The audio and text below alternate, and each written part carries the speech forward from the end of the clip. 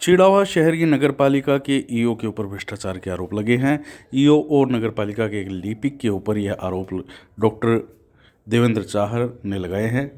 उनका bypass road पर DSM के नाम से हॉस्पिटल संचालित है, जिसमें फायर सेफ्टी के लिए एनओसी खातिर रिश्वत मांगी गई और करीब 35 लाख की रिश्वत मांगी गई, जिसको लेकर आज डॉक्टर्स के साथ ही अन्य लोगों ने मिलकर तहसीलदार को एक ज्ञापन दिया है। इस दौरान भाजपा के जिला महामंत्री राजेश दहिया सहित बड़ी संख्या में लोग मौजूद रहे और ईओ और लिपिक के खिलाफ कड़ी कार्रवाई करने, उच्च स्तरीय जांच करवाने के साथ ही अन्य आरोप लगाते हुए मामले की पूर्ण जांच की मांग की है।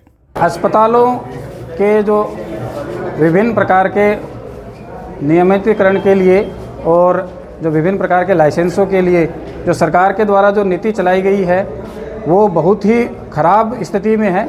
सरकार बार बार अस्पतालों से ये आश्वासन देती है कि हम आपके लिए सिंगल विंडो सिस्टम तैयार कर रहे हैं, जिससे सारे लाइसेंस एक ही विंडो के तहत आपको मिलेंगे, लेकिन हर बार कभी फायर एनओसी के नाम पे, कभी रूपांतरण के नाम पे और कभी किसी नाम पे बार बार भ्रष्टाचार का शिकार अस्पतालों को होना पड़ता है।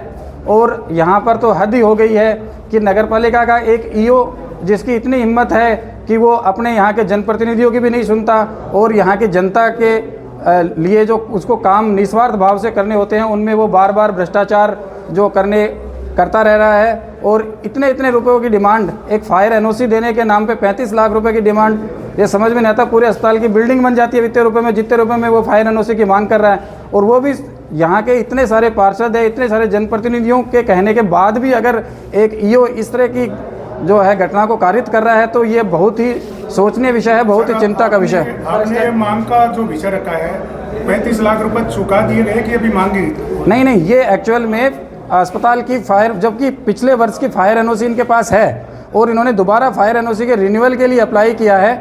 सिर्फ एक फायर एनओसी के लिए 35 लाख रुपए की मांग की जा रही है। निर्माण का बताया जा रहा है कि ये जो देव रोड के पास जो है वहाँ पर जो निर्माण है उसकी निर्माण की स्वीकृति भी लेने की बात थी, वहाँ पे निर्माण की स्वीकृति भी नहीं ली गई और निर्माण कर दिया गया। उस मामले का ये 35 लाख रुपए का मामला बताया जा रहा है। आप फायर सेफ्टी का बता रहे हैं? नहीं, ये अस्पताल की फायर सेफ्टी जो है उसके लिए ही है। अस्पताल की फायर सेफ्टी के लिए अस्पताल ने आवेदन किया है, जबकि सरकार हमें ये कह रही है कि एक बार फायर सेफ्टी के लिए आप आवेदन करोगे तो आपको 3 साल तक फायर सेफ्टी का जो लाइसेंस है वो दिया जाएगा। और अगर पहले से फायर सेफ्टी है, आपको मिला हुआ है, तो उसके रिन्यूअल में तो कोई समस्या ही नहीं होनी चाहिए। सर, इसमें कौन कौन शामिल होगी?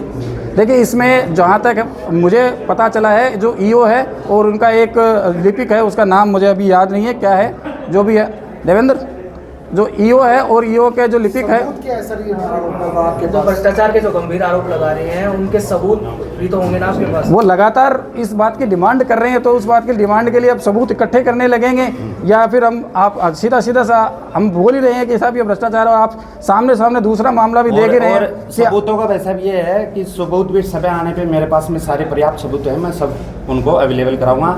मैं मेरे बॉस को इस मामले में अवगत करा चुका हूँ।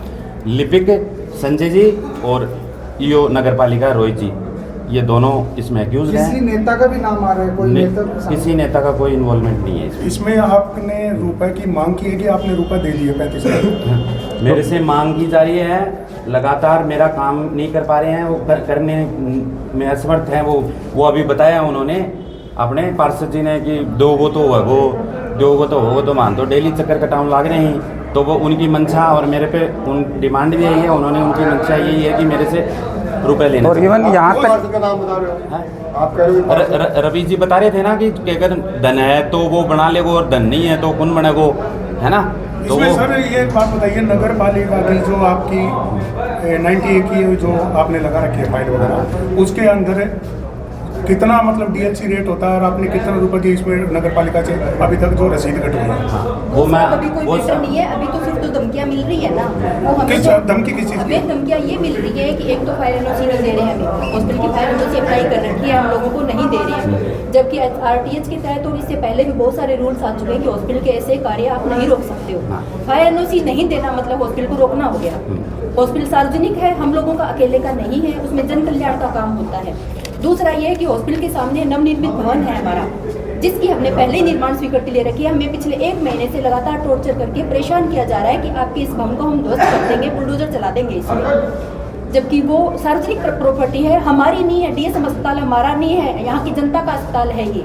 हमने हमारे लिए नहीं बनाया, जन कल्याण का अस्पताल है ये। सारी सुविधाओं युक्त है। हॉस्पिटल को बंद करना, उसको तोड़ने की धमकी देना, उसको फायर एनओसी नहीं देना, एक बहुत ही मतलब उसमें आता है, जिसके लिए धाराएं भी हैं और इसके लिए प्रॉपर कार्रवाई होनी चाहिए। हम ये चाह रहे हैं कि हमारा जो भी भवन है, हमने जो निर्माण स्वीकृति ले रखी है, उसके अकॉर्डिंग हमें काम करने दिया जाए तथा हमें फायर एनओसी दी जाए। आज मुख्यमंत्री जी को जो ज्ञापन दिया उसके अंदर आपने क्या मांग रखी है? हमने मांग लगी है इनके ऊपर कार्रवाई की जाए, और जो मैं नहीं अकेला, पूरी चिड़ावा की जनता त्रस्त है, ये सब आप लोगों को विदित है ना।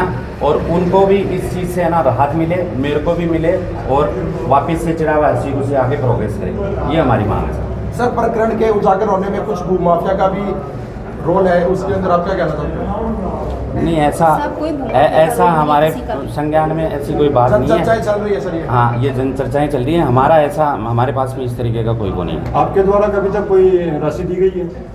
नहीं हाँ, साहब, अभी नहीं दी गई। सिर्फ हमारे डिमांड की जा रही है। हमारे हर कागज पे हम पुटअप करते हैं, उसको कैंसिल कर दिया जाता है। आगे डिमांड की जाती है, आप ये पैसा दोगे तो आपको कागज मिलेंगे, नहीं तो आपकी फायर एनओसी, आपका इसको बिल्डिंग को हम लोग सब नष्ट कर देंगे। सर, बताया जा रहा है कि आपके पास कुछ वीडियोस भी है। वो समय आएगा तो मैं आप लोगों को, वो मेरे साथ में फुटेज हैं सारी, मैं आप लोगों को अवेलेबल करा दूँगा। लोगों ने ये प्रयास किया और मंत्री जी को अवगत करवाया कई बार, ये ईओ आप बदल दीजिए, क्योंकि ये ईओ जब यहाँ पहली बार लगाया गया था तो भी मंत्री जी की इच्छा से ये लगा था, आप और हम सब में से किसी की रिकमेंड नहीं थी। उसके बाद जब अवगत करवाया गया कि इसको बदल देना चाहिए, ठीक नहीं है, जनभावना के विपरीत काम करता है, और यहाँ तक कि संगठन प्रभारी गोवर्धन जी, उनको भी अवगत करवाया गया है, और इस जिले के मंत्री हैं, प्रभारी मंत्री अविनाश जी गहलोत को भी लिखित में दिया गया है। प्रदेश अध्यक्ष जी को भी निवेदन किया गया है कि इस ईओ को हटाया जाए। आपको ऐसा नहीं लगता पूरी बात कि सुना एक ईओ पूरी राजस्थान की जिले की एक पूरी बार भारतीय जनता पार्टी पे भारी है? मैं मेरी बात पूरी कर देता हूँ। ऐसा नहीं है, भारतीय जनता पार्टी से बड़ा कोई भी नहीं है इस देश में, ठीक है? भारतीय जनता पार्टी से बड़ा इस देश में कोई भी नहीं है। ये एक अलग प्रेम मंत्री जी का हो सकता है इस ईओ के प्रति, ये कहा जा सकता है, और इस विषय के लिए इस विषय को हमने मुख्यमंत्री जी तक नहीं पहुंचाया है। हमने सोचा कि मंत्री जी इसको सॉर्ट आउट कर देंगे, लेकिन जब अब इस प्रकार की बात हो ही गई है तो अब माननीय मुख्यमंत्री जी के पास भी बात पहुंचाएंगे। इन लोगों ने लिखित में ज्ञापन दिया है, इन्होंने मांग की है कि इस प्रकार की ये घटना इन्होंने की है, इसकी पूरी जांच करवाएंगे। भारतीय जनता पार्टी प्रत्येक के कार्यकर्ता के साथ खड़ी है। राजस्थान सरकार, माननीय मुख्यमंत्री जी प्रत्येक एक व्यक्ति, प्रत्येक एक आम व्यक्ति, आम जन और कार्यकर्ता के साथ काम कर रही है, कंधे से कंधा मिला करके काम कर रही है। और मैं दावे के साथ कह रहा हूँ, इस प्रकरण की निष्पक्ष जांच करके बहुत जल्दी दोषी को किस तरह का मामला है, आप क्या समझते हैं इस मामले में? ये तो जांच का विषय है, जांच में ही पता चलेगा। जो है वो तो सामने है कि इन्होंने बताया है। आपकी जानकारी के अनुसार आपने भी मामले की जानकारी दी? देखिए, ये तो जो लेन देन करने वाले व्यक्ति जब आपस में बात करते हैं उन्हीं को ज़्यादा पता, वही बता सकते हैं। आप वहाँ नहीं थे तो आपको नहीं पता, मैं वहाँ नहीं हूँ तो मुझे नहीं पता। ये तो जब मुझे पता चला तो मैंने तो डॉक्टर साहब से, मैं न्यूज़ के माध्यम से मुझे पता चला तो मैंने डॉक्टर साहब से भी कहा है, देवेंद्र जी को भी मैंने निवेदन किया कि यार भाई साहब ऐसी बात करने की आवश्यकता कहाँ पड़ी, हम लोगों को आप बताते, हम बात करती है उसमें लड़के करवाते, आपको ऐसी नौबत क्यों आई? तो उनका जवाब था कि भाई आपसे ईओ की बनती नहीं है, इसलिए मैंने सोचा कि मैं मेरे साइड से काम निकलवा लेता हूँ। इस प्रकार की बात लेकर के इन्होंने अपनी बैठक। आपका कहने का मतलब पैसे का लेन देन हुआ है, इसमें भ्रष्टाचार हुआ है? अब जिस प्रकार से ये बता रहे हैं लेन देन तो हुआ ही होगा, नहीं तो ऐसे कौन चल के आता है? सुनने में ये आ रहा कि और भी ऐसे मामले ये सब जांच का विषय है, जांच हो जाएगी। सरकारी हॉस्पिटल का जो कन्वर्जन हुआ है उसको लेकर भी कुछ बातें चल रही हैं। मेरे ये संज्ञान में नहीं आया सरकारी हॉस्पिटल का कोई कन्वर्जन हुआ है क्या इस प्रकार का। मंत्री प्रेम को लेकर अब कब शिकायत होगी?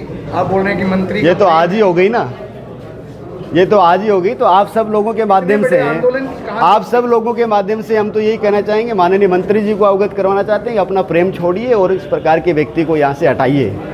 दूसरा, माननीय मुख्यमंत्री तक हम निवेदन करेंगे इस प्रकार के मामलों में संज्ञान। आज इस रोड के ऊपर इस ज्ञापन देने के अंदर पूरा भारतीय जनता पार्टी का पूर्व मंडल अध्यक्ष जी खड़े हैं, मंडल अध्यक्ष जी खड़े हैं, आप जिला महामंत्री हैं, सभी चिड़ावा नगर पालिका के बीजेपी के पार्षद हैं, उसके बावजूद भी एक ईओ पूरी सरकार पे भारी। फिर वही बात आ गई, सरकार पे भारी नहीं है ना। तो मैंने बताया किसी एक मंत्री का प्रेम विशेष हो सकता है, ये थोड़ी ना हो सकता है। इसका मतलब और भी बहुत सारे डिपार्टमेंट, बहुत सारे काम आप लोगों के कार्यकर्ताओं को सरकार कर रही है, प्रत्येक व्यक्ति के साथ सरकार